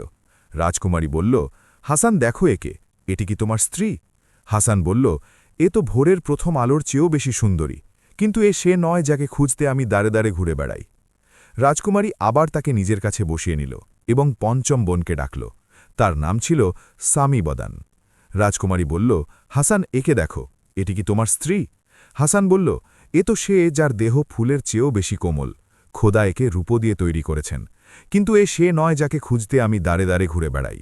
রাজকুমারী নুরুল হুদা বৃদ্ধা পরীকে বলল, এখন যাও, সবচেয়ে ছোট বোনকে পেশ করো। তার নাম ছিল নুরুল নিসা। যেমনই সে প্রবেশ করল, এখনও নুরুল হুদা এটা জিজ্ঞেসও করেনি যে হাসান একে দেখো, এটি কি তোমার স্ত্রী? যে তাকে দেখামাত্রই হাসান খুব জোরে এক চিৎকার দিল এবং অজ্ঞান হয়ে মাটিতে পড়ে গেল। রাজকুমারী নবাহার তৎক্ষণাৎ হাসানের আওয়াজ চিনে ফেলল এবং খুব দ্রুত তার দিকে ছুটল, আর সে পড়ে গিয়ে অজ্ঞান হয়ে গেল। রাজকুমারী নুরুল হুদা তৎক্ষণাৎ হুকুম দিল, এই হীন লোকটিকে এখান থেকে নিয়ে যাও এবং শহরের বাইরে নিয়ে গিয়ে ফেলে দাও। এটা শোনা মাত্রই গোলামরা দৌড়ে এলো এবং হাসানকে ঘষটে নিয়ে গেল এবং সমুদ্রের কিনারে ফেলে দিল। যখন নুরুল নিসার নওবাহারের হুঁশ ফিরল, তখন নুরুল হুদা বলল, হে নির্লজ্জ মেয়ে, এই লোকটির সাথে তোর কি সম্পর্ক? প্রথমে তো তুই বাবাকে না জানিয়ে চুপি চুপি বিয়ে করলি এবং এরপর নিজের স্বামীকে ছেড়ে চলে এলি। এখন তো তোকে নিজের প্রাণ দিয়ে এর মূল্য চোকাতে করে। তখন সে দাসীকে ডাকল এবং বলল, বৃদ্ধা পরীকে বেঁধে খুব মারো। এরপর সে তার বাবাকে চিঠি লিখল এবং হাসান ও নুরুল নিসার সমস্ত অবস্থা বর্ণনা করল এবং জিজ্ঞেস করল যে বলুন এই মেয়েকে কি শাস্তি দেওয়া হবে। যখন বাদশা রাজকুমারী নুরুল হুদার চিঠি পড়লেন, তার চোখের সামনে অন্ধকার নেমে এলো। তিনি লিখলেন, তুমি কঠোর থেকে কঠোর শাস্তি দিলেও তা এই অপরাধের তুলনায় কম হবে যা এই মেয়েটি করেছে। ওদিকে রাজকুমারীর গোলামরা হাসানকে সমুদ্রের কিনারে ফেলে এসেছিল। যখন তার হুঁশ ফিরল, তখন সে কিছুই বুঝতে পারল না সে কোথায়। সে সমুদ্রের কিনারে পায়চারি করতে লাগল। এমন সময় কি দেখে যে দুটি ছেলে একে অপরের সাথে ঝগড়া করছে। হাসান তাদের আলাদা করে দিল এবং বলল, তোমরা কেন লড়ছ? তারা বলল, এই ঝগড়া একটি ছুরি আর টুপির জন্য, যা ওখানেই রাখা ছিল। হাসান বলল, তোমরা দুজন এতটুকু জিনিসের জন্য কেন লড়ছ? ওই ছেলেরা বলল, আপনি এগুলোকে এতটুকু জিনিস বলছেন? আসুন আমরা আপনাকে এর গুণাগুণ বলি। আমাদের বাবা খুব বড় জাদুকর ছিলেন। তিনি জাদুর সাহায্যে এই দুটি জিনিস ১৩৫ বছর পর তৈরি করেছিলেন। এখন তিনি মারা গেছেন। আমাদের দুজনের মধ্যে ঝগড়া হলো কে কি নেবে। এর ভেতরে অনেক তিলসম সূক্ষ্মভাবে লেখা আছে। এর মালিক সমস্ত জিনের উপর রাজত্ব করে। যখন সে মাটিতে লাঠি মারে, তখন সমস্ত জিনের ফৌজ মাটি থেকে বেরিয়ে আসে এবং তার হুকুমের জন্য অপেক্ষা করে। সে যেমন বলে তেমনই তারা করে। আর টুপির গুণ হলো এই যে কেউ এই টুপি পরে নিলে তাকে কেউ দেখতে পায় না। হাসান প্রথমে তো অবাক হল, তারপর সে ভাবল যে আমার চেয়ে এই লাঠি আর টুপির কার বেশি প্রয়োজন হতে পারে। যে কোনোভাবে এগুলো দখল করতে হবে। আমি এগুলোর সাহায্যে আমার উদ্দেশ্য সফল করতে পারি। সুতরাং সে ছেলেদের বলল, আচ্ছা আমি এক বুদ্ধি করছি। আমি এক পাথরের টুকরো ছুঁড়ছি, যে ওটা নিয়ে আগে আসবে তাকেই লাঠি দেব আর অন্যজনকে টুপি। দুই ছেলেই রাজি হয়ে গেল। হাসান একটি পাথরের টুকরো তুলে ছুড়ল। তারা দুজনেই ওটা আনতে দৌড়াল। হাসান তৎক্ষণাৎ মাথায় টুপি পরে নিল এবং লাঠিটি নিজের হাতে নিয়ে নিল আর অন্য পাশে গিয়ে দাঁড়িয়ে রইল। যখন ছেলেরা ফিরে এলো, তারা কোনো মানুষকে দেখতে পেল না। তারা বলল, ওই লোকটা কোথায় গেল যে আমাদের ফয়সালা করার কথা ছিল? হাসান কাছেই দাঁড়িয়েছিল। এখন তার বিশ্বাস হল যে এগুলোর মধ্যে এই গুণ আছে এবং হাসান সেখান থেকে এগিয়ে গেল। সে ভাবল শহরে যাওয়া উচিত এবং সবচেয়ে প্রথমে বৃদ্ধা পরীকে দেখা উচিত সে কি অবস্থায় আছে। সে টুপি পরে ওই প্রাসাদে প্রবেশ করল যেটিতে সে কয়েদি ছিল। হাসান দেখল বেচারি এক শিকল দিয়ে বন্দী হয়ে পড়ে আছে। সে ইচ্ছে করে চীনামাটির একটি বাসন ফেলে ভেঙে ফেলল। বৃদ্ধা ভয় পেয়ে গেল এবং বলল, হজরত সুলাইমানের কসম, বলো তুমি কে? হাসান বলল, আমি কোনো জিন ভূত বা জাদু নই। আমি তোমার ছেলে হাসান, যার কারণে তুমি এই বিপদে ফেসেছ। আমি তোমাকে ছাড়াতে এসেছি। এই বলে সে টুপি খুলে ফেলল, তো বৃদ্ধা তাকে দেখে নিল। বৃদ্ধা পরী বলল, বেটা হাসান, তুমি এখান থেকে পালিয়ে যাও। তুমি জানো না যে রাজকুমারী নুরুল হুদা তোমাকে খুঁজতে হন্যে হয়ে ঘুরে বেড়াচ্ছে। তার গোলামরা তোমাকে যেখানেই পাবে মেরে ফেলবে। তোমার প্রাণ বিপদে আছে, ব্যাস তুমি পালিয়ে যাও। তারা তোমার স্ত্রীকেও মারতে চায়। হাসান বলল, তুমি এখন আর সময় নষ্ট করো না, এই জাদুর টুপি আমাদের কাজে আসবে। এই বলে সে বৃদ্ধা পরীকে টুপির নিচে লুকিয়ে নিল। বৃদ্ধা পরী বলল, এখান থেকে তাড়াতাড়ি চলো, আমি তোমাকে তোমার স্ত্রী আর সন্তানদের কাছে নিয়ে যাই, কারণ তাদের প্রাণও বিপদে আছে। এই বলে সে তাকে এক কুঠুরিতে নিয়ে গেল যেখানে নলবাহার বন্দী হয়ে পড়েছিল। হাসান ভেতরে গিয়ে তাকে এই অবস্থায় দেখে খুব কষ্ট পেল। সে ছেলেদের কাছে গেল এবং টুপি খুলে ফেলল। ছেলেরা যখন বাবাকে দেখল, তাকে তৎক্ষণাৎ চিনে ফেলল এবং খুব খুশি হল। মা বললেন, কি ব্যাপার? হাসান তাড়াতাড়ি টুপি পরে নিল। হাসান আর নবাহার এই কথা বলছিল যে ঠিক ওই সময় রাজকুমারী নুরুল হুদা ওদিকে চলে এলো। সে কুঠুরিতে যখন এই আওয়াজগুলো শুনল, তখন সে সেখানে এলো। হাসান তাকে দেখে দ্রুত টুপি পরে নিল এবং নুরুল হুদার নজর থেকে আড়ালে চলে গেল। সে খুব রাগের সাথে নবাহারকে জিজ্ঞেস করল, আরে ডাইনি, বল তুই কার সাথে কথা বলছিলি? সে বলল, এই দুই সন্তান ছাড়া এখানে আর কে আছে যার সাথে আমি কথা বলতে পারি? রাজকুমারী নুরুল হুদার রাগে তো ছিলই, সে তাকে ২-৩টি চড় মারল এবং দাসীকে বলল, একে নিয়ে গিয়ে অন্য ঘরে ফেলে দাও। দাসী তাকে অন্য ঘরে নিয়ে গেল, তো হাসানও তাদের পিছু পিছু ওই ঘরে প্রবেশ করল। এই বেচারি সেখানে অঝরে কাঁদছিল। হাসান যখন দেখল সেখানে কেউ নেই, সে মাথা থেকে টুপি খুলে ফেলল। রাজকুমারী নৌবাহার আর ২ সন্তান তাকে দেখে খুব খুশি হল। রাজকুমারী বলল, তুমি দেখলে আমার বোন আমার সাথে কি ব্যবহার করছে? তাই বলছি তুমিও এখান থেকে নিজের প্রাণ বাঁচিয়ে বেরিয়ে যাও। তুমি এখানের বিপদ সম্পর্কে জানো না। আমার প্রাণ তো যাবেই, তুমি আমার কারণে নিজের প্রাণ বিপদে কেন ফেলছ? যদি আমার কথা না শোনো তবে নিজের পরিণামও দেখে নিও। এই বলে সে কাঁদতে লাগল। রাতে যখন সমস্ত দাসী ঘুমিয়ে গেল তখন সে স্ত্রী সন্তানদের নিয়ে প্রাসাদ থেকে বাইরে বেরোল, কিন্তু দেখে যে প্রাসাদের ফটক বন্ধ। এটা দেখে তারা দুজনেই চিন্তায় পড়ে গেল, কিন্তু করবে তো কি করবে? এখনও তারা এই চিন্তায় ছিল যে ফটকের বাইরে একটি আওয়াজ শুনতে পেল। তারা চিনে ফেলল এই আওয়াজ ওই বৃদ্ধার ছিল। সে বলল, তোমরা তাড়াতাড়ি বাইরে চলে এসো, আমি ফটক খুলছি। হাসান বলল, মা, তোমার আমাদের ওপর বড় এহসান, এটি আমরা জীবনভর ভুলতে পারব না। বৃদ্ধা পরী বলল, এই সময় কথা বলার নয়, তোমরা তৎক্ষণাৎ বাইরে যাও, সময় নষ্ট করো না। এখন তারা বাইরে বেরোলে কি দেখে যে বৃদ্ধা পরী একটি মাটির মটকার ওপর বসে আছে। হাসান নিজের স্ত্রী সন্তানদের সাথে এই মটকার ওপর বসে শহর পার হয়ে গেল। যেমনই সে শহরের বাইরে এলো, হাসান নিজের লাঠিটি মাটিতে মারল।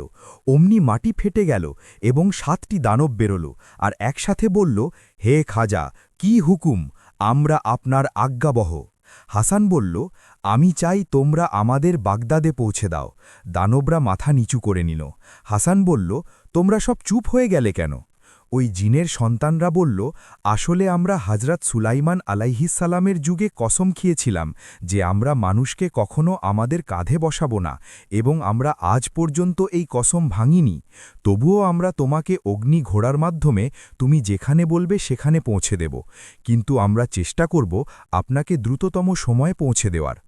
এই বলে তারা গায়েব হয়ে গেল এবং অল্প সময়ের মধ্যে 3টি অদ্ভুত ঘোড়া নিয়ে এলো। হাসান, নওবাহার এবং বৃদ্ধাপুরী 2 সন্তানসহ ঘোড়ায় সাওয়ার হল এবং এই ঘোড়াগুলো বাতাসের সাথে কথা বলতে লাগল। এভাবে অনেক দিন কেটে গেল। কি দেখে যে সামনে এক ধুলার মেঘ আসছে। যখন মেঘ কাটল তখন একটি জিন দেখা গেল, যার মাথাটি একটি গম্বুজের মতো ছিল, আর দাঁতগুলো শুকনো গাছের ডালের মতো ছিল, আর মুখটি গুহার মতো ছিল। হাসান ঘাবড়ে গেল। তো জিনটি সামনে এসে বলল, ভয়ের কোনো কারণ নেই, আমি খোদা ভক্ত, আমি আপনার সমস্ত অবস্থা জানি। আমি যখন জানতে পারলাম যে আপনি আমার এলাকা দিয়ে যাওয়ার কথা, তখন আমি ভাবলাম আমিও পাহারা দিই, কারণ রাস্তাটি বিপজ্জনক। আমি কিছুক্ষণ আপনাদের সাথে চলব, তারপর ফিরে যাব। এখন হাসানের বিশ্বাস হল। ঘোড়াগুলো দ্রুত গতিতে চলতে লাগল, যতক্ষণ না তারা অনেক পাহাড়, নদী আর ময়দান পার করল। এভাবে 3 দিন হয়ে গেল। হঠাৎ কি দেখে যে ধুলার এক তুফান এলো আর অন্ধকার ছেয়ে গেল। হাসান ঘাবড়ে গেল। বৃদ্ধা পরী বলল, বেটা হাসান, এটি তো ওয়াকওয়াক দ্বীপের ফৌজ চলে আসছে, এরা আমাদের গ্রেফতার করতে পিছু পিছু এসেছে। হাসান বলল, এখন বলো কি করা যায়? বৃদ্ধা পরী বলল, তুমি তোমার লাঠি মাটিতে মারো। সে যেমনই মাটিতে লাঠি মারল, জিনদের বাদশা চলে এলেন। তারা বলল, আপনি চিন্তা করবেন না, নিজের সাথীদের নিয়ে পাহাড়ের উঁচুতে অবস্থান করুন, আমরা এদের সাথে মোকাবিলা করছি। এই লস্কর রাজকুমারী নুরুল হুদার এবং আপনার সমস্ত খবর জানা আছে। রাজকুমারীর পুরোপুরি অন্যায়, আপনার হক আছে যে আপনি নিজের স্ত্রী সন্তানদের বাড়ি নিয়ে যান। হাসান, তার স্ত্রী সন্তান আর বৃদ্ধা পরী এই পাহাড়ের উঁচুতে গিয়ে লুকিয়ে পড়ল। এরপর কি দেখা যায় যে 2 পক্ষ থেকে ফৌজ লড়ছে। লড়াই এত ভয়াবহ যে লাশগুলো উড়ে আকাশে যাচ্ছে। চারদিক থেকে অগ্নিশিখা বেরোচ্ছে, ধুলোবালি আকাশের সাথে কথা বলছে। এই লড়াই একটানা 3 দিন পর্যন্ত চলল। এরপর হাসানের সাথীদের জয় হল। রাজকুমারী নুরুল হুদাকে গ্রেফতার করে হাসানের সামনে আনা হল। হাসান আর তার স্ত্রী সন্তানদের জন্য একটি তাকতানা হল। জিনদের বাদশা বলল, আপনি যেমন হুকুম দেবেন আমরা তেমনই শাস্তি দেব। বৃদ্ধা পরী যখন তাকে দেখল, তার খুব রাগ হল।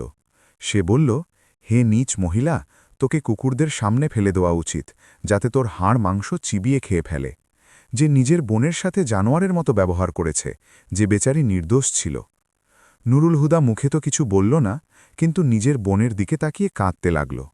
নবাহারের নিজের বোনের ওপর মায়া হল।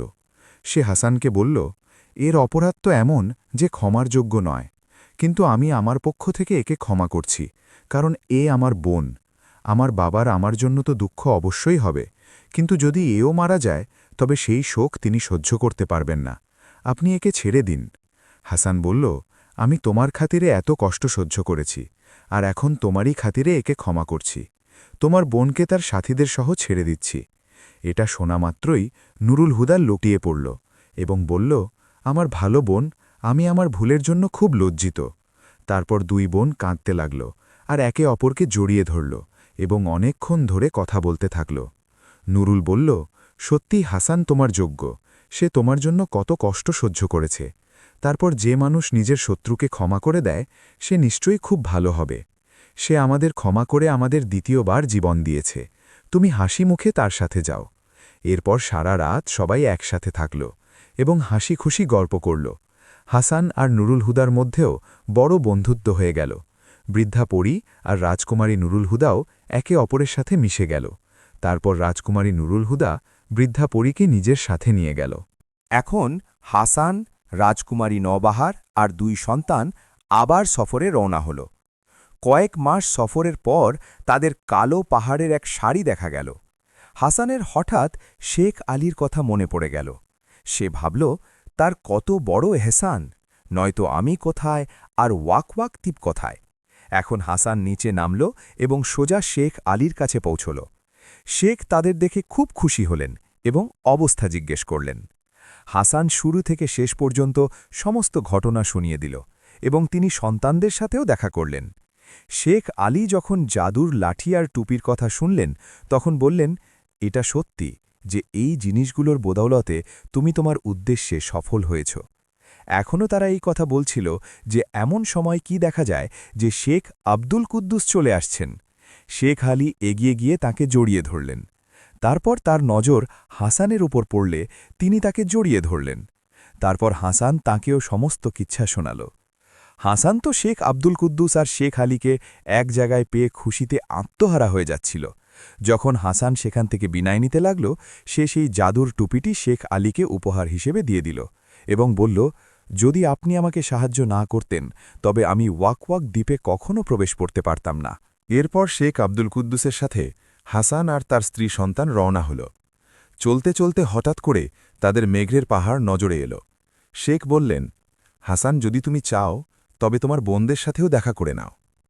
এটা শুনে হাসান খুব খুশি হল এবং তারা সবাই সোজা 7 রাজকুমারীর প্রাসাদে নামল। ওই বোনরা তাদের দেখে খুব খুশি হল।